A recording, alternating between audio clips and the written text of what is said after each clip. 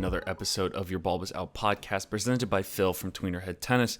This is where we give exclusive untold stories, news, and perspectives on the game of tennis. And we are back with another episode of yet to be fully named Future of Tennis, where we talk about junior and college tennis on the regular to bring you guys news and everything that's going on in junior and collegiate tennis. Now, today's episode is primarily going to be focusing on the NCAA individual championships that happened last week. So hopefully we get to talk about a lot more what happened in college tennis. But to start off with the junior tennis rundown and some of the things that have been going around, at least for the college commitments that have been happening around the country. We're going to start with two that just committed to the University of Florida, Florida Gators. We had one, Ty Host, a 12-2 UTR ITF career high of a 34 in the world. Huge pickup for them. He's from Australia. And the other one, the reason why I wanted to bring up these two is because the other one that they just recruited is a 23-year-old from Italy, Lorenzo Claveria. Yeah.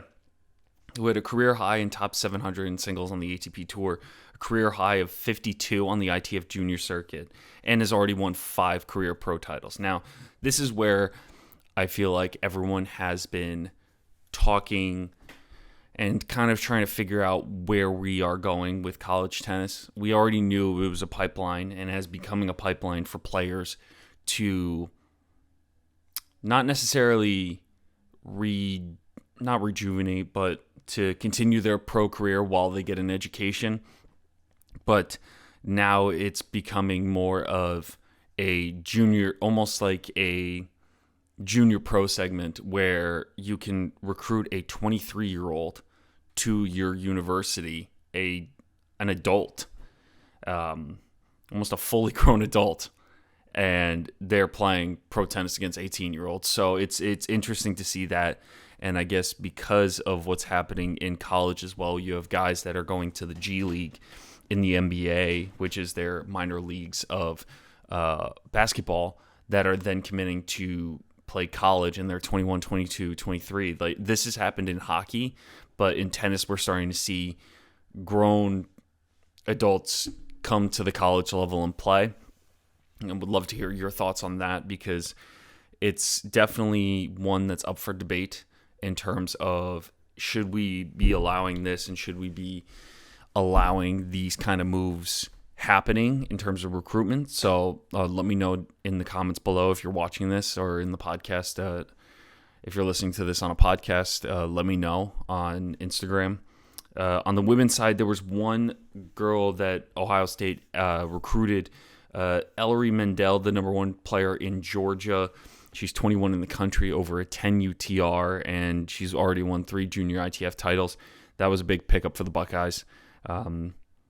So it's interesting to see who's getting some of the best players in the country. Ohio State always has that edge in that regard.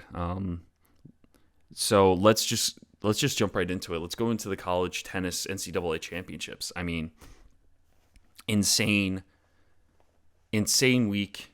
Unfortunately, we weren't there to watch in person, but we tried showing everything and providing all the content but from a different state as much as we could. We're going to break it down into coverage, the main storylines, and what we thought could have been improved upon. Let's start with the coverage. Obviously, it was broadcasted on ESPN Plus. That wouldn't be possible, honestly, without Cracked Racquets and Gruskin and their team doing individual courts and their cross-court cast. I will say for the early rounds, there was no commentary for the outer courts for the early rounds, which makes sense when there's only a few people that can cover that amount of matches happening all at once. And I think with the cross-court cast, that's what I primarily watched when watching these events.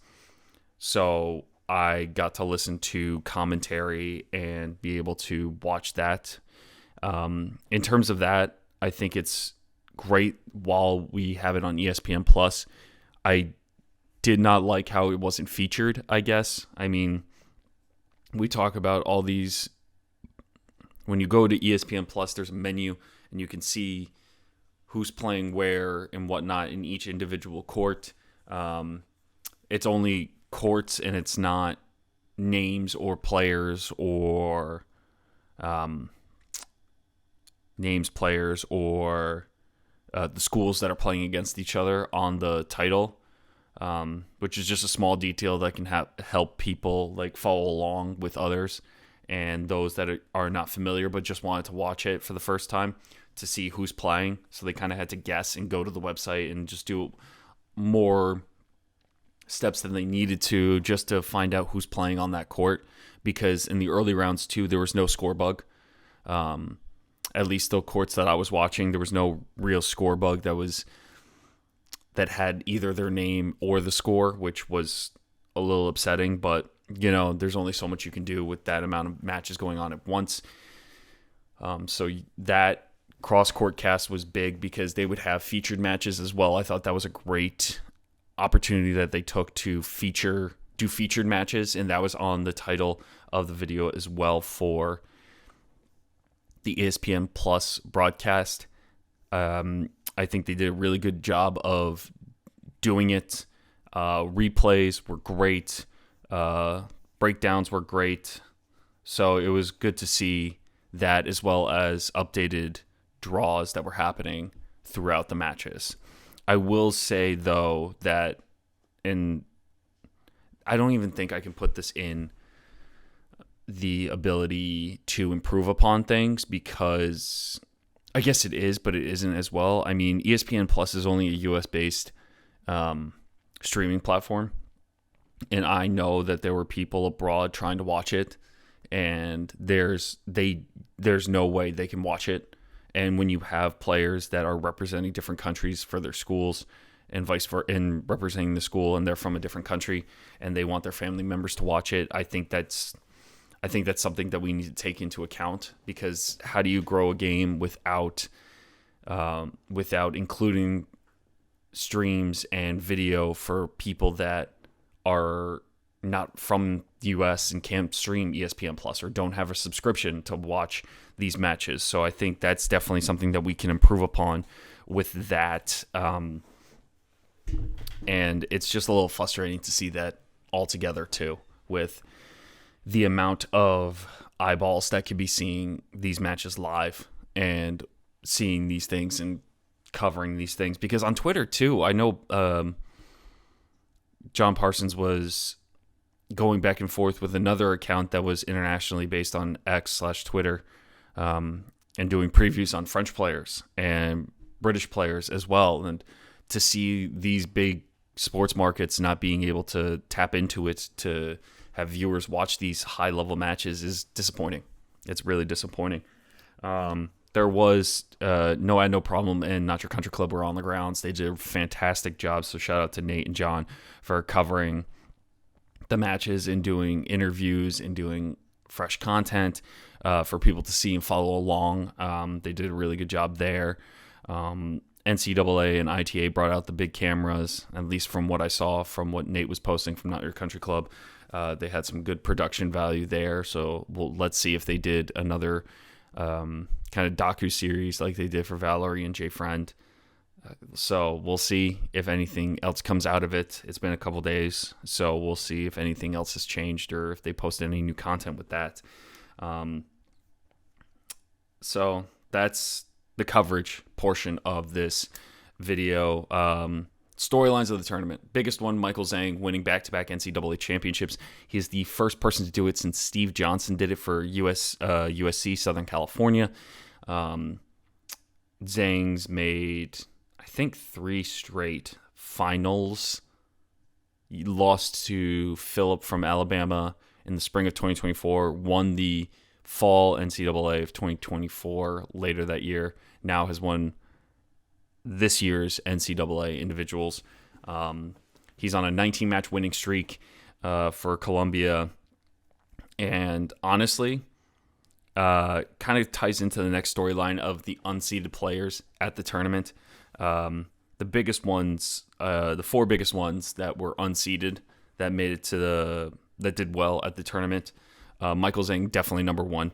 Trevor Zvida, who he played in the final. DK Suresh from Wake Forest.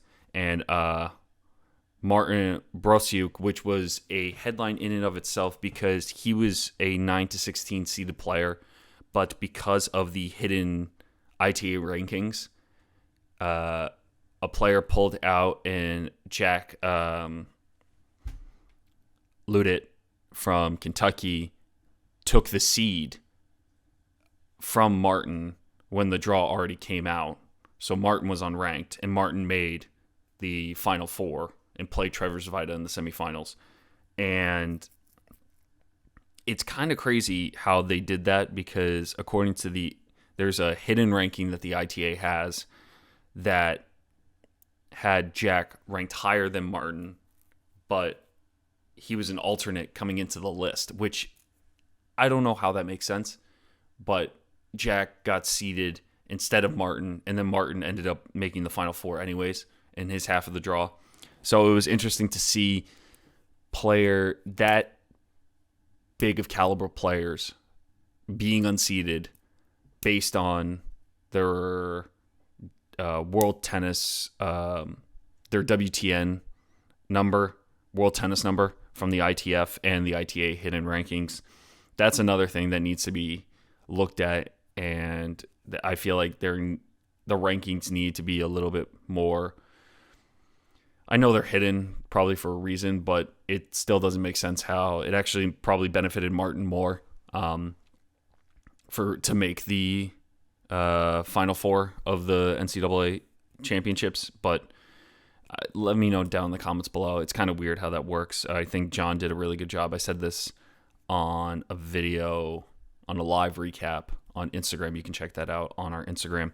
I talked about how No Problem JP broke it down, and he did a really good job on his podcast, No Problem, explaining the whole situation. So if you want to check that out, I'll leave a link to that episode down in the description below and podcast notes. Let's see. That I also have to say that Michael Zheng playing Ozan Barish for a second or third time in the NCAAs that early. I think they played in the round of 16. That just seems unfair. It seems like Zheng is Ozan's kryptonite. Ozan went up a set early and then lost in 3, and then Zheng won the whole thing. So, I mean, the unseeded players definitely maybe benefited more.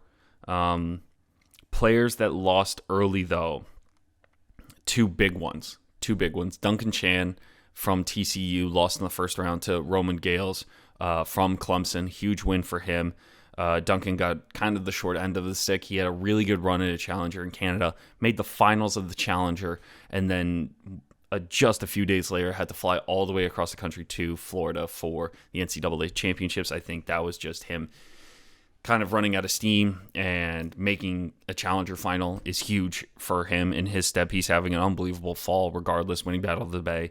And unfortunately, as the 2 seed, I believe, I felt like he should have had a deeper run, but that's really hard to do when you give everything at a Challenger and make a Challenger final and then come to play NCAAs. It's hard. So, understandable. The bigger one, though, I thought was Jay Friend losing to Keegan Rice from Virginia. Keegan played well last year in the middle to lower the lineup for the Cavaliers, but I had Jay Friend winning the tournament. And after All-Americans, I thought this was Jay Friend's year to win it. Obviously not. So if you're listening to this and didn't know what happened, I'm sorry to spoil it for you. So Jay Friend lost to Keegan Rice, and while it was shocking, it was still a really good win for Keegan. UVA, I feel like, is still one of the powerhouses in college tennis. I know Dylan Dietrich lost to Luca Pau, and there's a video of Dylan trying to break his racket over his knee. Who got that video? I think Nate got it from Not Your Country Club. and that was an interesting video to say the least. But regardless, Dylan won the NCAA doubles championships. So, I mean, UVA is very, I wouldn't say underrated, but I think UVA is still such a strong team with everyone that they have. And remember, they have a guy that's top 200 in the world right now on the ATP Tour, Rafa Hadar. And you got guys like Keegan Rice beating the number one player in the country. Like, that's huge. So I think UVA is set up for a great spring. Who else? A name that we have to watch out for is Max Dahlin from Michigan. Beat 3 top players. He's a Michigan redshirt freshman. He beat Sebastian Domingo from Notre Dame, a name that has been trying to make his push in the college tennis season. He's always up there in the rankings and yet never seems to have the results that everyone seems to expect. And I apologize if that's harsh, but I had Domingo winning at least 2 rounds here. He beat Domingo from Notre Dame, beat Ludit from Kentucky, a seeded player, and then beats Matty Forbes, the 4 seed. So Max Dahlin, redshirt freshman, I mean, this kid could be really, really special. And I think that's a name that out of all the names from the NCAA, I think Max Dahlin is definitely one to look out for moving forward. On the women's side, I mean, you have to give a big kudos and congratulations to Reese Brantmeier at winning the NCAA singles title. We've seen what she can do in doubles, and we've seen her accomplish so much off the court as well with her tennis court projects and what she's been fighting for, honestly, against the NCAA too, with prize money and everything like that, and wins the NCAA title. It's a huge victory for Reese, and we've mentioned this before, and we mentioned this with John on our preview for college tennis this year. We mentioned this with a lot of people, but this is her year. Really is her year to show everyone to be back fully healthy and to win the NCAA singles championship. Unbelievable feat. Beat players I think we have to start with Carmen Herrera, who lost to Valerie Glasman at All-American. She beats her, and Carmen was the 2 seed. I think there was a lot of players here that she could have lost to and didn't. And she played so well, showed so much resilience, and the reaction that she had after winning it kind of summed up everything in terms of the hard work that she's been fighting for. And I like someone made a comparison to her and Ash Barty, and I could see it. And I really like that comparison. So congratulations to Reese, another UNC champion. She is the second UNC Tar Heel to win the singles championship behind Jamie Loeb. So congratulations to her. Unbelievable feat, unbelievable result, and honestly, so well deserved. So well deserved. So congratulations to Brantmeier. Other names, I guess the biggest one too from this was Valerie Glasman losing in the first round to Na Dong from Baylor. Didn't see that coming at all. No, I genuinely think Valerie Glasman was the wholehearted favorite to win this competition. And I've expressed that. I did it in my predictions for the women's singles draw, but shout out to Na Dong for beating her. But honestly, it was the biggest shock of the tournament, especially after winning All-Americans, I definitely thought this was Valerie Glasman's to win out of everyone in the draw. I had Reese. I had in my predictions. If you guys did our bracket challenge, I had Reese losing to Carmen and Carmen losing. I had Carmen losing to Valerie in the finals. So I thought it was Valerie's to win wholeheartedly. But I mean, shout out to Na Dong for beating her. Unbelievable feat, and John got a really good quote from her after her match too. Definitely check that out on No Problem on Instagram. Who else? Let's see. Savannah Dadamascal, story of the fall. Appalachian State. After the tournament, she is now the highest ranked player ever for her program, 5 in the country. Unbelievable. I also want to give a shout out to Kansas player Koala Kubo, who made the quarterfinals, beat a player from Alabama, beat the 9-16 seed Yamakita from Vandy and Balus from Duke. She's the first All-American for the Jayhawks since 2017 and the first Jayhawk to make the quarterfinals of the NCAA championships since 1996. So shout out to Koala Kubo for winning and making the quarterfinals and becoming an All-American for the Jayhawk program. I also want to give another shout out to our bracket winner, RB Willie, for the men's bracket. I believe he had 38 correct. If you are watching this, congratulations. Reach out to us on Instagram to claim your prize. Things that could have been improved upon.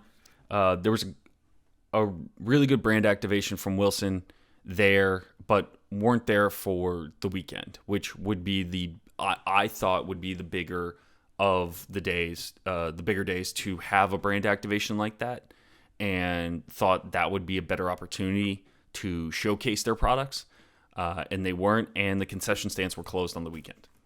I don't know how you let that happen for the weekend and having such a big event, and you don't have more things happening on the grounds, and you don't have more breweries come out, you don't have more restaurants, food trucks, everything like that come out and come to these events on the weekends. I still don't understand how it's not possible. I feel like we need to do more with that in terms of engaging the crowd and getting more people out there. I did like how Wilson did throw out an Instagram post saying NCAAs were coming up, and shout out to our former collegiate players that are signed with us, which was their biggest ones were Peyton Stearns, Gabby Diallo, and Alex Kovacevic. So that was a really nice touch from them as well. And then, let us know what you thought of the whole NCAA tournament down in the comments below. We would love to hear your thoughts on what you guys thought in terms of winners, other names that surprised you, other results. Also, shout out to Ava Esposito from Auburn, another Connecticut. We met her at the national championships of UTR PTTs, and she won 2 rounds and went from pizza connoisseur to All-American pizza connoisseur. So shout out to her. I guess our Tweener head take of this episode is start times. What are we doing? Why are start times at the same time? Why are we doing start times at 10 a.m.? Why are we doing these so early? Why are we not doing these in the afternoon to play tennis under the lights? Why are we not doing these when kids are done with classes, when people are off of work? Why are we doing this so early in the morning so that way crowds are smaller? Why is that a thing? And I think, I believe, and this is live research right here, Manny Diaz, former UGA men's head coach that we met when we did our tour there, he had something, he tweeted out something big about it too. Let's see. Trying to find it. Oh yeah, here it is. The fact that all 4 quarterfinal matches are at the same time at 10 a.m. tells me they care nothing about growing the game at NCAA tennis. And Manny was one of the longest tenured coaches, won national championships, has produced from college tennis to pro tennis players, and he's right. Like, why are we doing these all at the same time? Why is there no stagnant way of like doing it so that way people can pay attention to one player, one match, one competition, and get these storylines out one by one rather than just lumping them all together just to get it done earlier? I don't think that's the best way to handle these situations, and for people to learn more about college tennis, to watch players, to learn about their game, to learn about these personalities. Very long-winded, but it doesn't make sense why we're all doing it at the same time. So that's my take for today's episode. Let me know of what you thought of the NCAAs down in the comments below. In the podcast notes, we'll leave some of the links to all of these down in the description below. Hope you guys did enjoy this episode. Let us know what you thought. in the comments. I'm going to repeat myself again. If you're watching this on YouTube, leave a like. Make sure you're subscribed and turn notifications on. If you're listening to this on any podcast platform, make sure you rate us 5 stars and let us know what you guys thought of the NCAA championships.